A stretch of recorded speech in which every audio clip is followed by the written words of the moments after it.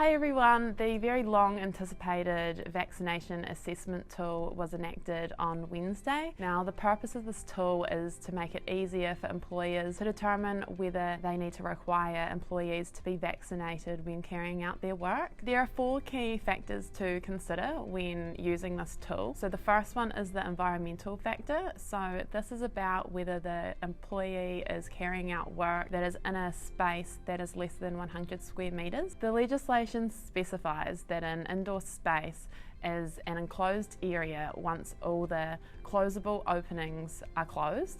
So what that means is things such as windows and doors. The second factor to consider is proximity. So this is whether a worker is carrying out work at a distance that is less than a metre from another worker.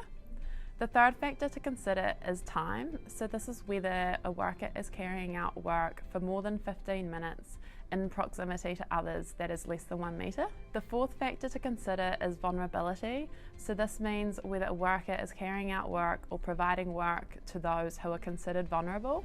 In this context, vulnerable means someone that is too young to be vaccinated, whether they are exempt from being vaccinated, or whether they are at severe risk from COVID-19. So those are the 4 factors of this tool, and if an employer determines that 3 or 4 of these factors have been met, then they may have reasonable grounds for requiring vaccination. A few important points to remember while conducting one of these assessments is that it must be done on every single role, unless of course those roles are substantially similar to one another. Consultation with the employee and any of their representatives must still occur, so whether that's union or other representatives. And this tool doesn't prevent against employees raising personal grievances, so I really want to reiterate how important it is to follow a proper employment consultation process. So it's at the discretion of the employer whether they choose to use this tool or not.